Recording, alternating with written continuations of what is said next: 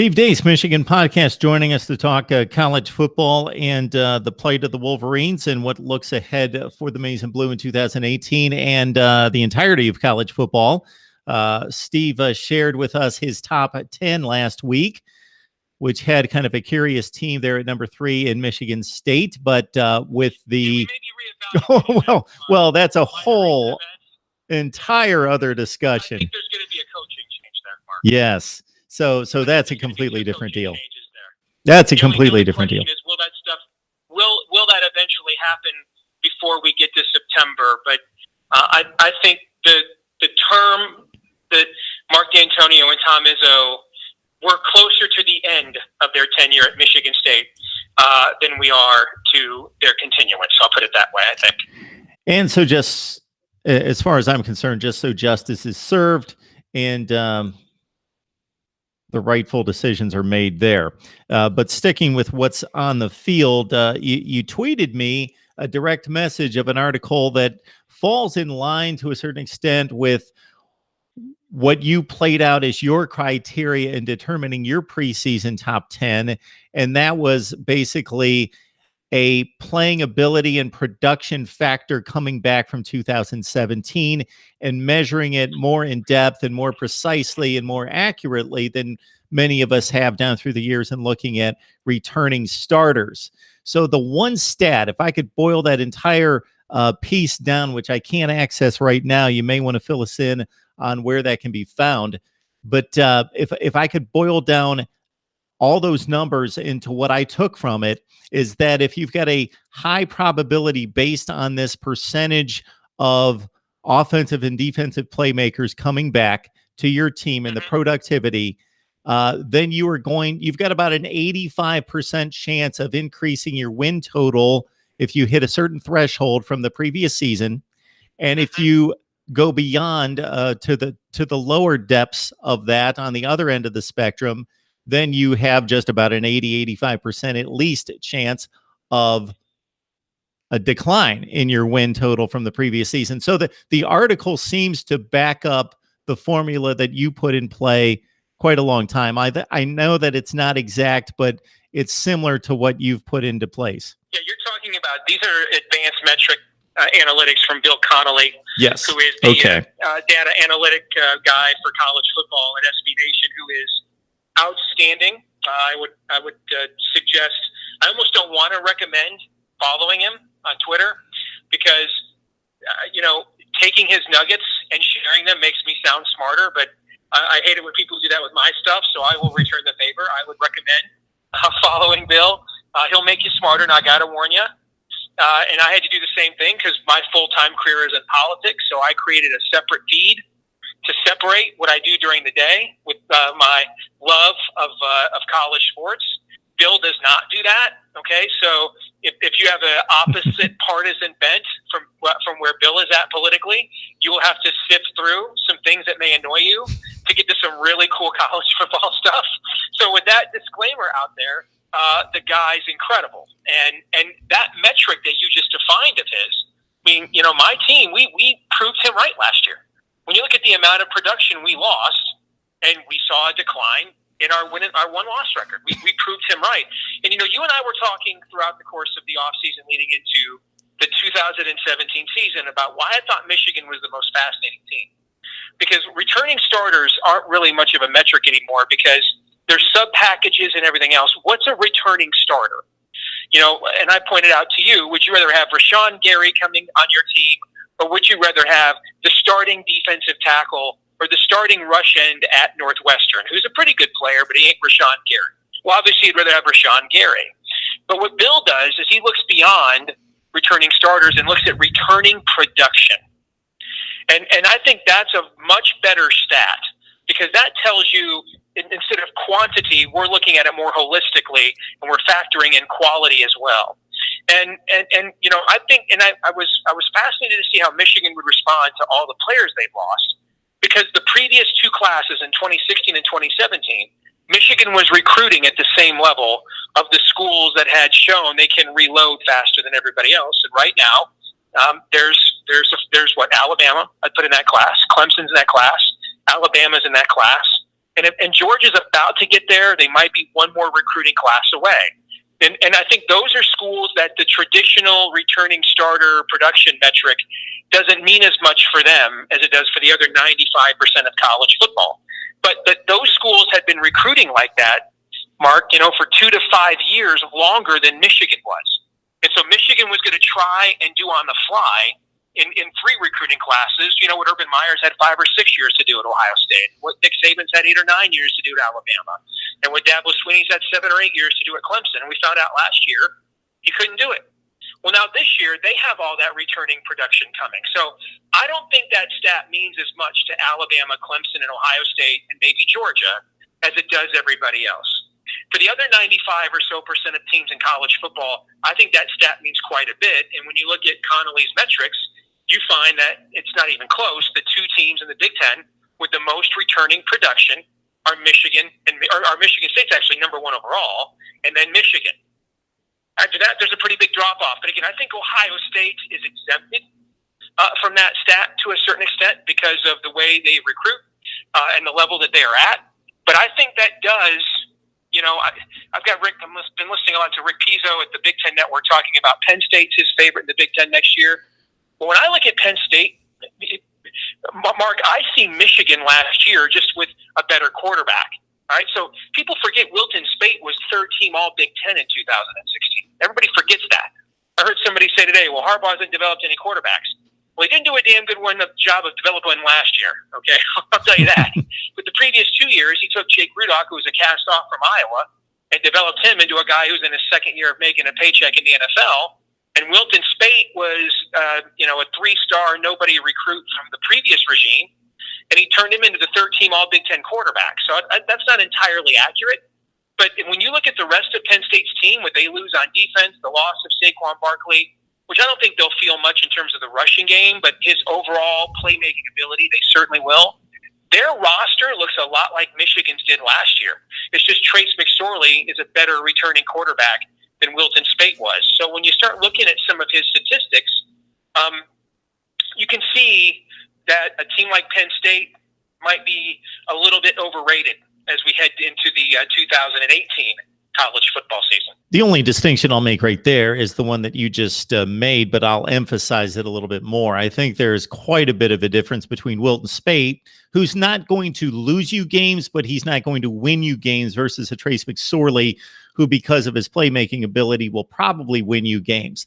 Albeit with Saquon Barkley in the backfield and some of the receivers we've seen taking them to the Rose Bowl and to another New Year's Six game this past season. DeAndre Tompkins, Chris Godwin from 2 years ago, Deshaun Hamilton.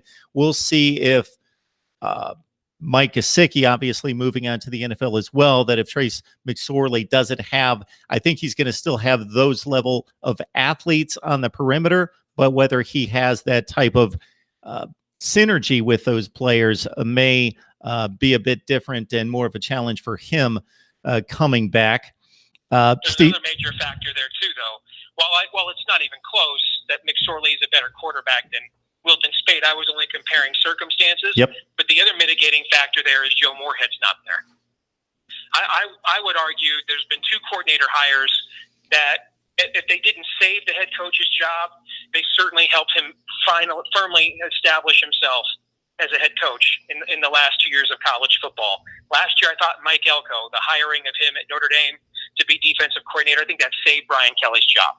That's the number one reason they went from 4-8 to 9-3 this year, is they had a competent defense, and they just lost him. He got huge money to go and join Jimbo Fisher at Texas A&M. And then 2 years ago, we forget how dreadful Penn State's offense was, and James Franklin came there as an offensive guy. They were terrible offensively his first 2 years, and Joe Moorhead revolutionized them offensively. And the guy I think they went back to was the guy who had the job before Joe Moorhead did, actually. So now you're asking Trace McSorley to, ingratiate himself to an entirely new cast, but he doesn't have a guy who I think was a wizard between the headsets and Joe Moorhead at the same time. So we'll see. But I will also say this too: when you look at Penn State's schedule next fall, really hard to see a lot of games that they're not a touchdown or more favored in. That's a pretty soft schedule they're going to play. Absolutely. The out of conference is a bit abysmal. I would love to see them add someone in addition to Pitt, who they're going to play for a third consecutive season. Now, Steve, whether it be your metric or the one that Bill Connolly serves up, the one aspect of this that is extremely difficult to get a handle on because it has no metric, because it's the one position on the field that doesn't keep stats, is one of the more important units, possibly aside from the quarterback, the most important unit on the field, and that's the offensive line. Now, I see where Connolly has to go to the game started metric in terms of returning offensive linemen, but like your Rashawn Gary versus the Northwestern defensive end comparison, that's where that metric possibly breaks down. You're right. And when you look at where we were at last year, I think, one of the stats Phil Steele uses a lot in his offseason metric is offensive line starts. That's one of his things that he added a few years ago in terms of how he ranks teams that he thinks are ready to contend in the incoming season. We played 14 different line combinations last year, Mark. I mean, that's just unreal. I mean, that is absolutely unreal. Okay, for a program at Michigan's level that recruits at its level, and that just shows you the injuring situation and everything else we had to deal with and the youth. So, if you can cut that in half, I mean, still playing 7 different offensive line combinations is a lot.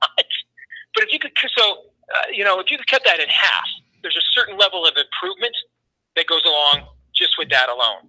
I think the interior of the offensive line is going to be really good. Cesar Ruiz was considered the best center prospect out of IMG Academy. He played tremendous at guard as a freshman. Michael Onwenu was, I thought, Michigan's best offensive lineman, at least run-blocking offensive lineman.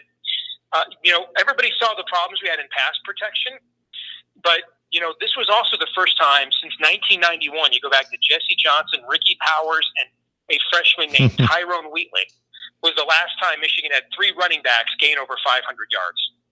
So the reason that I think maturity will make a big difference here, here's why I don't think it's talent. I don't think it's talent like what you saw when Rich Rod was here originally, or what eventually cost Brady Hoke his job because we tried to get Devin Gardner killed his last 2 years at Michigan.